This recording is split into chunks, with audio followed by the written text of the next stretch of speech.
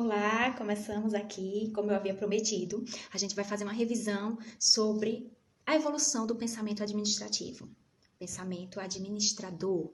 Eu já vi também como pensamento administrativo ou teoria administrativa, evolução das teorias administrativas e ainda evolução da administração. Então, todos esses nomes que vocês virem no edital de vocês, tá falando de teoria. Teoria que começa quando? Começa com um cara chamado Taylor, Frederick Winslow Taylor. Ele começa pensando, nossa, todo o trabalho era manual, era artesão. E surge, no século XIX, a máquina a vapor. Então, Taylor, no século XIX, pensa, nossa, a produção está muito acelerada para o que eles sabiam, e muito desorganizada, desordenada. Então, produção acelerada e desordenada por conta do advento da máquina a vapor. E o que é que ele pensa? Eu tenho que estudar uma forma de diminuir o prejuízo que a gente está tendo e aumentar a produtividade.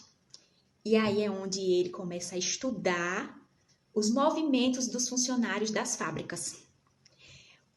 Esse estudo ficou conhecido como o estudo dos tempos e movimentos, porque ele pensou, né? Poxa, se eu tenho que aumentar a produtividade, diminuir o desperdício, eu tenho que achar um jeito, um método.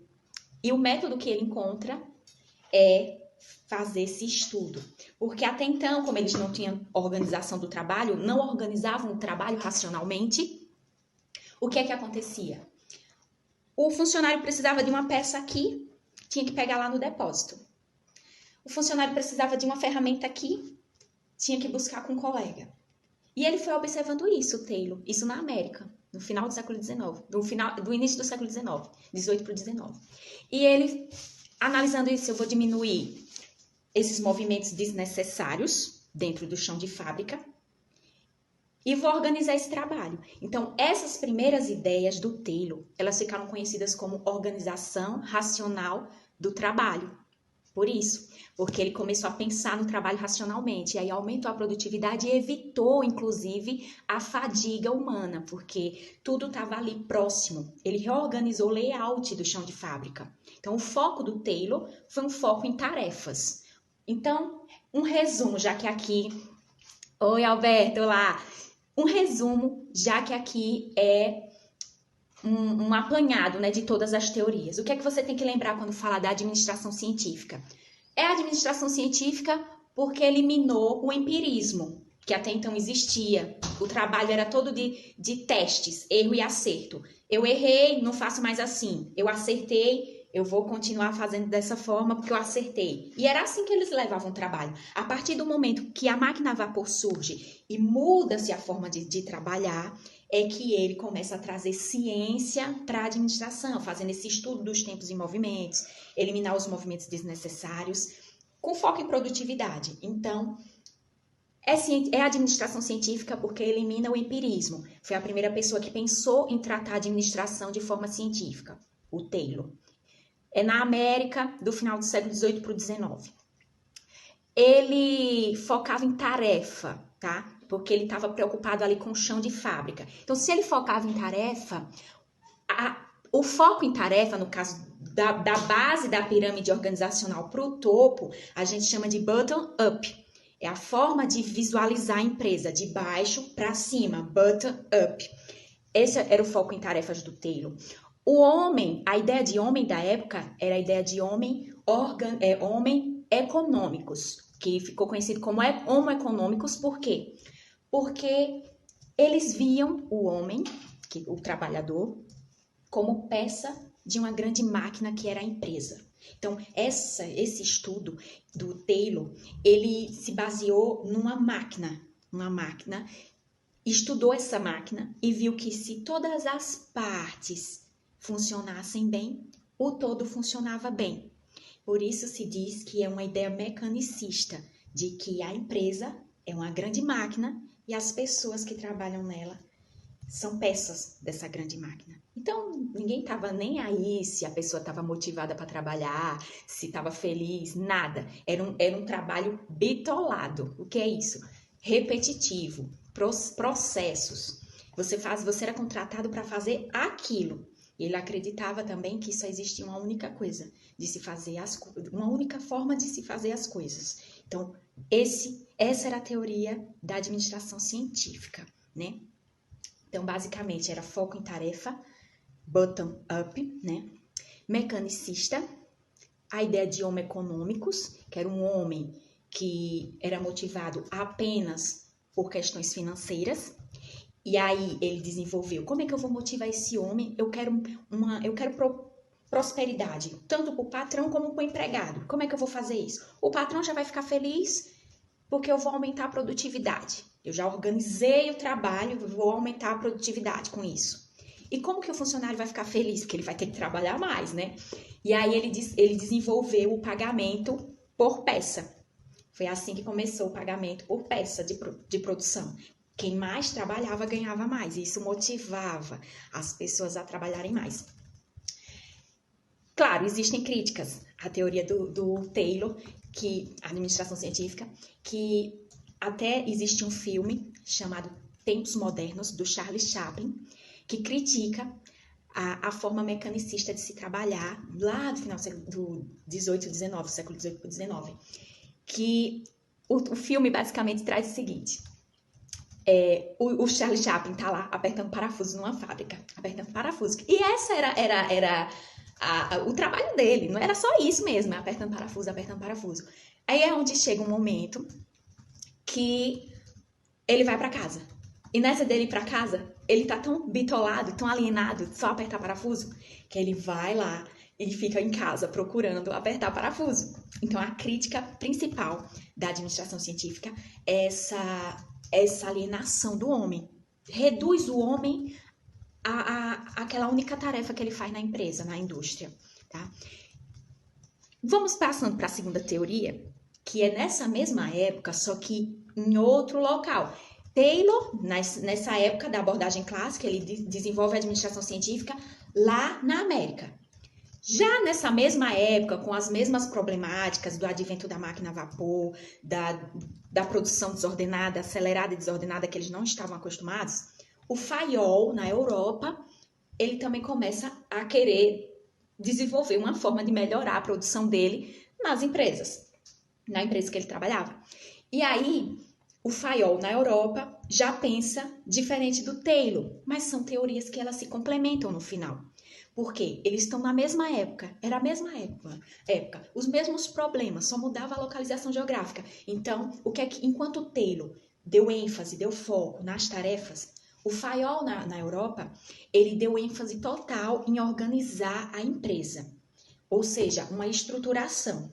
Por isso se diz que a teoria clássica agora, que é a teoria do Fayol na Europa, ela tem foco em estrutura, porque ele focou em estruturar a empresa.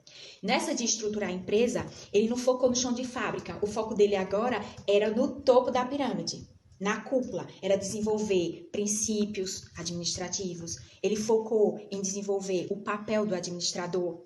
Ele focou em desenvolver áreas dentro da empresa, organizar a empresa por áreas, tá? Oi, Ana! Então, continuando. O Fayol, ele focava em estruturar a empresa. Então, como ficou sendo vista a abordagem do Fayol? Do topo para a base, ao contrário do Taylor, que era da base para o topo da pirâmide. Essa ideia de topo para a base, ela é conhecida como top-down.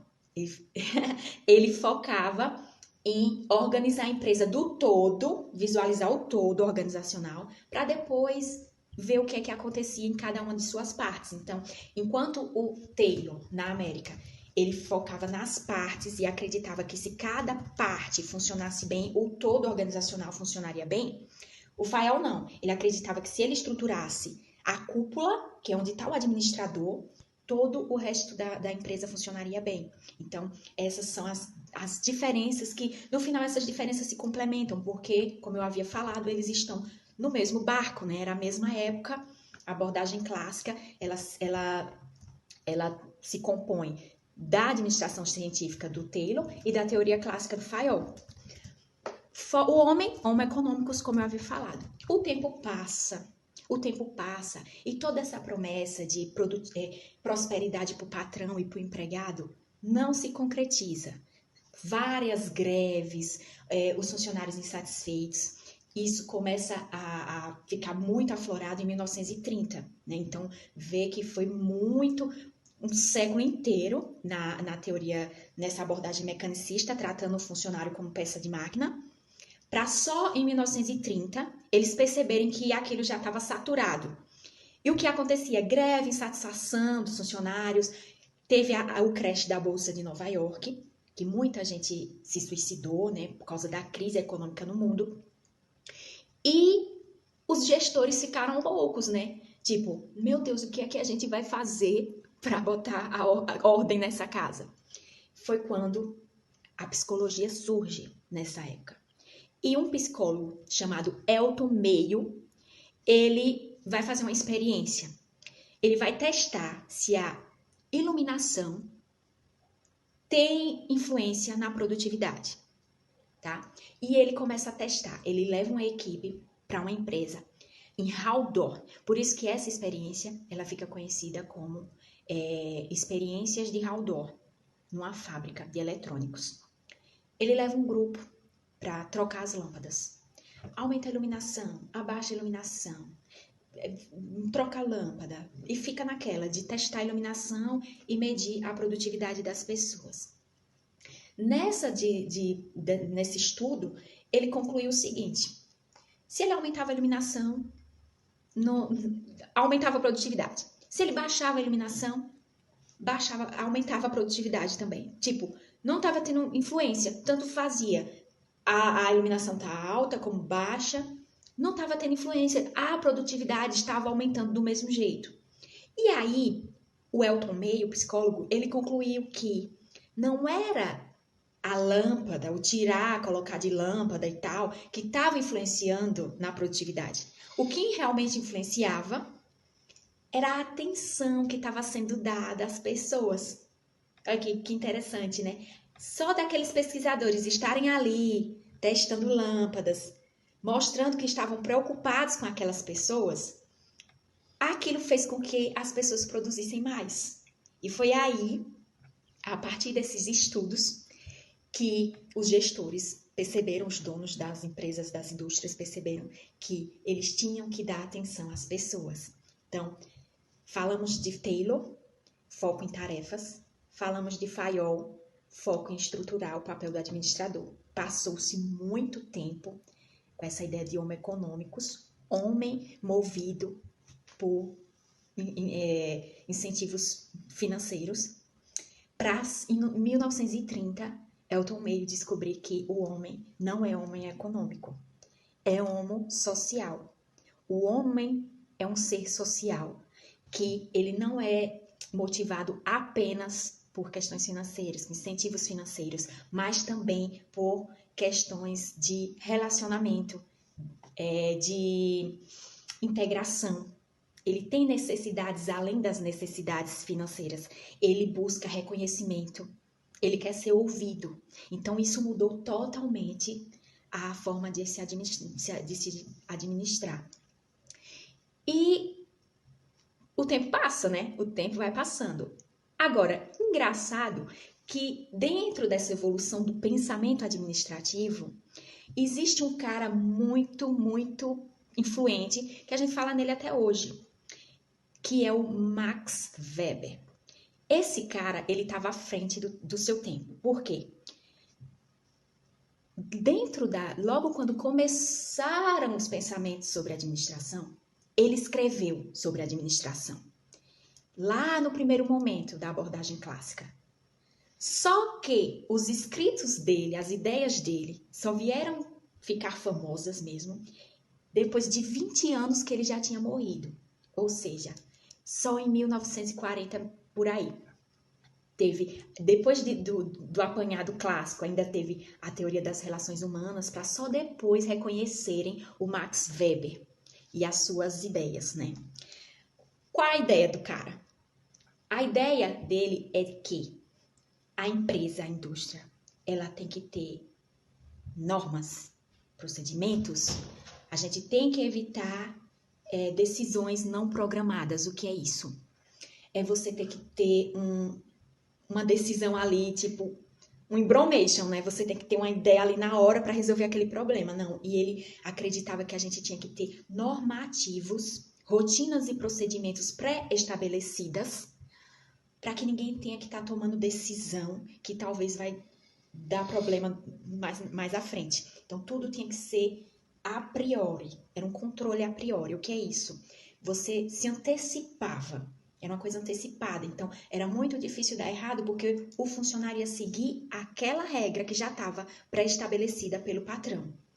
Esse modelo do Max Weber com a teoria burocrática, ele é conhecido como modelo racional legal.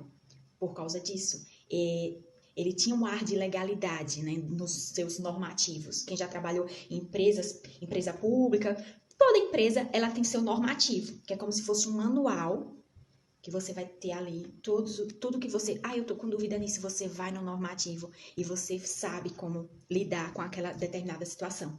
Então, Max Weber, ele acreditava nisso, nesse poder legal, né? E a palavra burocracia, ela é sinônimo de eficiência. Pasmem, né? Burocracia é sinônimo de eficiência. Só que essa burocracia, ela ficou tão... As pessoas, os funcionários, eles ficavam com tanto medo de errar que o que aconteceu? Eles ficavam apegados demais ali, só aquelas regras. Diminuir a criatividade, a liberdade de pensar, né, em prol da empresa. E isso, né, fez com que a burocracia, a teoria burocrática, ela ficasse mais conhecida pelas suas disfunções, que é o quê? A lentidão nos processos, a papelada que se acumulava, né? Por isso que a gente sabe, a burocracia da administração pública, a gente sempre fala isso, né? Mas foi por causa disso. Ela não foi feita... a ideia do Max Weber não era transformar a burocracia numa coisa engessada, mas foi o que aconteceu porque as pessoas ficaram com medo de agir por conta própria e serem punidas por isso, né? Então, falamos da administração clássica, teoria das relações humanas com foco em pessoas e a teoria da burocracia com esse foco em rotinas e procedimentos. Era um modelo racional legal, né? Nesse tempo, né, eu falei, 1940, 1945, por aí, vem à tona, né? O mundo está em constante evolução. Aí novas formas de empreendimento surgem, novas formas de empresas, né? O tamanho das empresas também cresce por causa das tecnologias também. E aí, olha que legal, surge a abordagem estruturalista, que inclusive a teoria do Weber se encaixa nessa abordagem, porque tem esse foco em estruturação, né? Uma coisa normativa. E qual a principal ideia da teoria estruturalista? A teoria estruturalista, ela pensou no seguinte, nossa, o que foi que já foi inventado até agora? Vamos pensar assim. Foi inventado as teorias clássicas, né, da abordagem clássica, e o foco em pessoas e nos procedimentos do Weber. Então, eu vou pegar isso tudo e vou criar uma teoria nova. Vou pegar tudo que deu certo de cada um dos que já inventaram coisas até agora e vou fazer uma abordagem múltipla.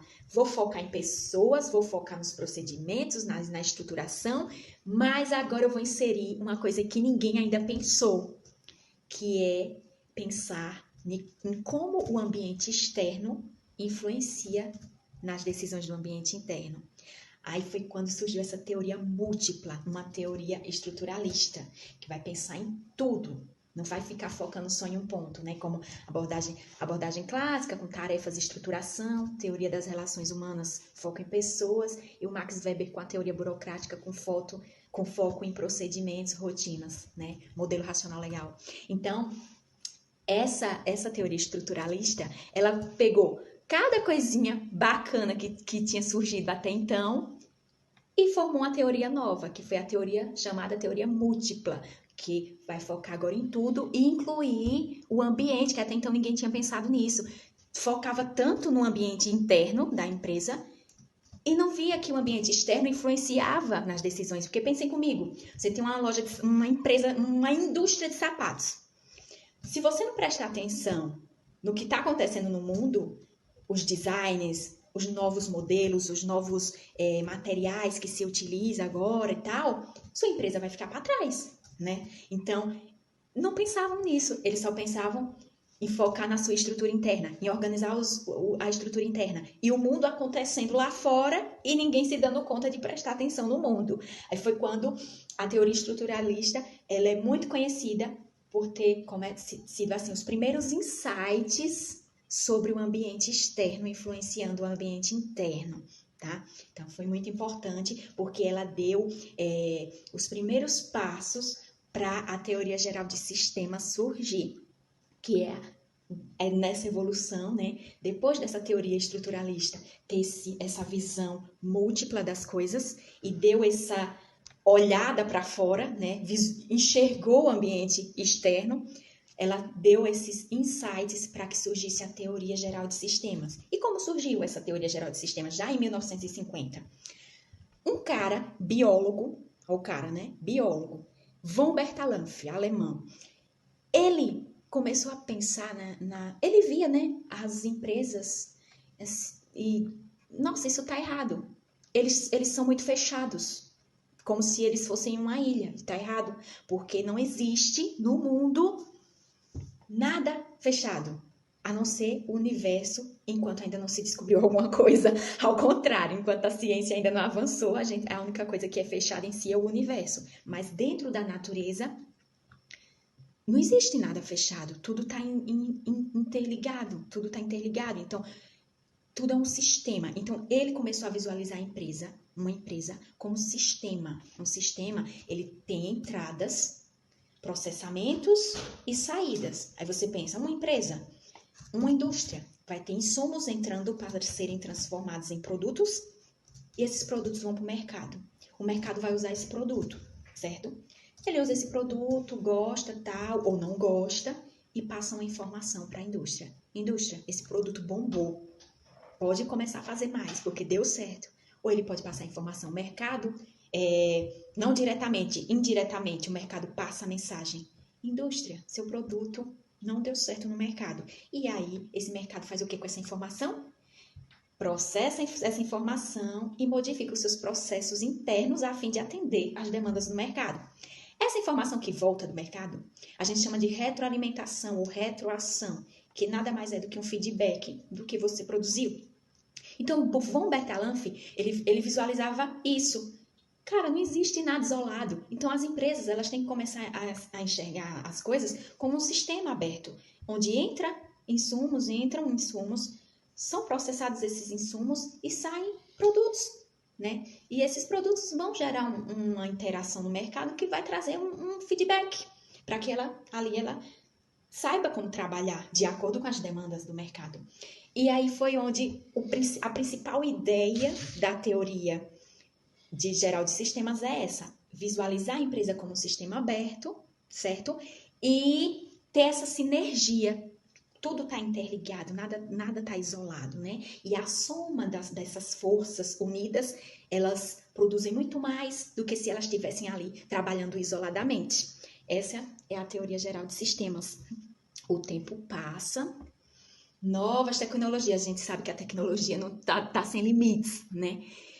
E alguns teóricos começam a perceber que existem coisas nos modelos clássicos, no Taylor e no Fayol, que elas têm que vir, né? Compor esse novo mundo.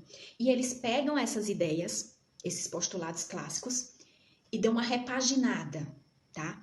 Eles trazem a coisa mais para a prática, com foco em resultado realmente. E por isso que, passada a teoria geral de sistemas, surge essa teoria neoclássica. Neo, de novo, né? Clássica. Foi uma repaginada nos postulados clássicos que esses teóricos trouxeram.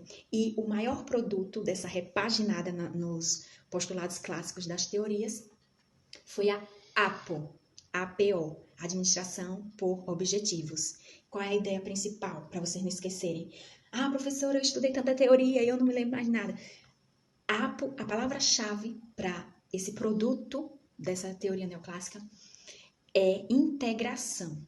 Ou seja, se você é chefe, se você é empregado, se você é gerente, todos vão trabalhar juntos para atingir objetivos. Então, a nova empresa, ela não é mais aquela empresa piramidal, que você vê vários níveis hierárquicos até chegar na base. Não, a tendência é o quê? Ela se comprimir, ela fica mais achatada para que a comunicação seja rápida, porque o mundo, ele é rápido, ele é muito mais rápido hoje do que há anos atrás. Então, essa estrutura linear que chamamos na administração, que é a estrutura piramidal, ela tende a virar uma estrutura achatada, com poucos níveis hierárquicos para facilitar a comunicação. Entenderam? Então, essa foi a teoria neoclássica. Inclusive, a teoria neoclássica, ela pegou as ideias do Fayol, que foi o cara que inventou princípios, inventou estruturar a empresa por áreas e tudo mais, e criou para o Fayol existiam basicamente os princípios de planejar, organizar, comandar, controlar e coordenar, certo? Era POCCC. E o que é que os neoclássicos fizeram? Pegaram esses princípios e transformaram em PODC, que nada mais é do que planejar, organizar, dirigir e controlar, que são as funções administrativas que temos até hoje e que muito cai em prova, que é pauta para as nossas próximas lives, né? Então, foi muito importante essa contribuição dos neoclássicos, porque eles trouxeram tudo que existia de bom. Oi, Joaquim! Trouxeram tudo que eles existiam de bom e repaginaram, trouxeram para a nova realidade do mundo, das organizações, né? E criaram a APO, que é a Administração por Objetivos, onde todos estão juntos em prol de um bem comum, certo? Uma teoria paralela, né, é a teoria comportamental. O que é isso, basicamente, aqui? Como cai em prova essa teoria comportamental? Primeiro que eu vou falar para vocês.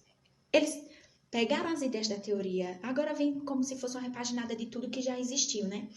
Enquanto a neoclássica, ela pega as ideias da abordagem clássica e dá uma repaginada, a teoria comportamental, ela vai pegar a teoria de relações humanas e vai trazer para a prática, tirando aquele romantismo. Eles vão focar em pessoas, sim, mas botando em prática a questão da motivação, da liderança, da gestão de conflitos, porque a teoria de relações humanas focava em pessoas, mas era aquela coisa romantizada. Eles meio que abafavam os reais problemas que existiam nas empresas, né, entre patrão e empregado. Eles tentavam meio que abafar isso. Era negacionista, vamos chamar assim. Negavam que existia problemas. E a teoria do comportamental, não. Ele quer trabalhar as pessoas.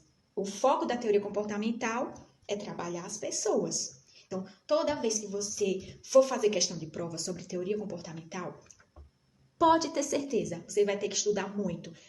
Teorias do McGregor, do McClellan, as necessidades, a pirâmide das necessidades de Maslow. Então, tudo isso cai na prova quando a gente está falando de teoria comportamental. Tudo quando for teoria sobre motivação, liderança, você vai focar para a teoria comportamental, porque basicamente é o que a banca vai fazer. Já que a proposta da teoria comportamental era trabalhar motivação e liderança nas pessoas, é sobre motivação e liderança que elas vão te perguntar, tá? E uma outra que surgiu, que não é bem uma teoria, mas que estudiosos da área, palestrantes sobre equipes, né, liderança, eles trouxeram o DO, que a gente chama, que é o desenvolvimento organizacional, teoria do desenvolvimento organizacional. Esse DO é o seguinte, ele pega todo esse estudo sobre comportamento humano e ele transforma em treinamentos. Enquanto a teoria comportamental vai focar na pessoa individualmente, o DO ele vai focar nos grupos e na cultura organizacional. É como se você contratasse uma equipe de coaching e mentoring para trabalhar na mudança organizacional da sua empresa. Esse é o DO. O papel do DO é esse. É um grupo especializado que a gente chama de agentes de mudança, tá? Você quer dar um up na sua empresa, você quer dar um up, minha empresa tá muito, sabe, não adianta, eu mando um grupo para o treinamento e fica a mesma merda. E aí o dono da empresa fica puto, porque eu já mandei essa equipe para o treinamento, eles fica legal durante uns dias, umas semanas, quando volta começa a ficar tudo a mesma coisa. E aí ele contrata esses agentes de mudança, que é a proposta da teoria do desenvolvimento organizacional, para desenvolver desde a raiz. Como é que a gente muda uma empresa desde a raiz? A gente mexe na cultura organizacional. Então é sobre isso que as bancas vão te perguntar. Qual é a principal ideia do desenvolvimento organizacional, da teoria de desenvolvimento organizacional? Mexer na cultura, porque quando a gente mexe na cultura organizacional, a gente muda mentes. E quando a gente muda mentes, a gente muda comportamentos. E a gente molda o comportamento que a gente quer que tenha, que os grupos tenham na empresa, tá? Então, é muito, muito atual essa ideia. É tanto que a gente vê, né, muitos coaches, muitos mentores, porque são agentes que vão transformar grupos. E os grupos são os elementos que sustentam a empresa, né? E vão mexer na cultura. Porque mexendo na cultura, você mexe em valores, você mexe em comportamento, você modifica tudo desde a raiz. Então, você percebe que enquanto a teoria do comportamento, ela vai focar em treinar uma pessoa, em gerir carreira daquela pessoa individualmente, o desenvolvimento organizacional não. Até o nome já diz, né? Desenvolvimento organizacional. É para desenvolver a organização como um todo, não é só um comportamento. Então, as bancas vão brincar com isso, principalmente, para saber se vocês sabem essa nuance, a diferença entre elas duas, já que todas as duas vão tratar de pessoas. Então, qual é a diferença crucial de uma para outra, né? E, por fim, né, para a gente terminar essa revisão da evolução do pensamento administrativo ou teorias administrativas ou evolução do pensamento administrador, vem assim de várias formas nos editais, né? É a teoria, para finalizar, a teoria contingencial. Aí eu pergunto para vocês, o que é contingência? Contingência é incerteza, tá? Então, essa teoria, ela trabalha com incertezas. E o que é o mercado hoje, se não é um caldeirão de incertezas, não é mesmo? Então, a teoria contingencial, ela bate de frente com as ideias do Taylor, principalmente, porque o Taylor, ele dizia que existia uma única forma de se fazer as coisas, que é one best way, tá? E a teoria contingencial, ela é contra isso. Por quê? Porque ela tem o slogan, vamos chamar assim, né, da teoria contingencial, é o it depends, ou seja, tudo depende. O ambiente e a tecnologia que você usa é que vai moldar a sua empresa. Se você é uma empresa virtual, a sua estrutura vai ser uma. Não existe uma única forma de se fazer administração. Não, como o Taylor acreditava. Hoje, a teoria contingencial nos mostra, e o mundo nos mostra, a coisa evoluiu, né? Que existem N formas de se fazer administração, N formas de se ter organizações. Existem organizações achatadas, existem organizações virtuais, como a gente está fazendo aqui agora, existem organizações que terceirizam setores, então a sua estrutura, o seu desenho, a sua arquitetura organizacional já vai ser diferente. Existem N formas. E quem vai dizer a forma que você vai, que vai ser melhor para a sua empresa? Quem diz isso para você? A tecnologia que você utiliza, certo? E o ambiente que você está inserido. Então, tudo depende. Estamos num caldeirão de incertezas e a teoria contingencial veio para mostrar que não existe uma única forma de se fazer as coisas como se acreditava no final do século XIX, certo? Então, essa foi a nossa revisão. Recapitulando aqui. Administração científica, foco em tarefas. Teoria clássica, foco em estrutura. Teoria das relações humanas, foco nas pessoas, aquele romantismo todo, né? Teoria da burocracia, o foco em procedimentos rotinas. Não é à toa que ele é chamado de modelo racional legal, certo? E ficou muito conhecido pelas suas disfunções. Teoria estruturalista pegou tudo que existia de legal e agora deu uns insightzinhos para visualizar que também existe um ambiente externo. Com essa ideia, a gente viu que surgiu a teoria geral de sistemas, certo? Os neoclássicos repaginaram as teorias clássicas e criaram a APO, que é a Administração por Objetivos, tá? Onde existe uma integração, todos vão trabalhar juntos em prol do bem comum da empresa, que são os objetivos, né, organizacionais.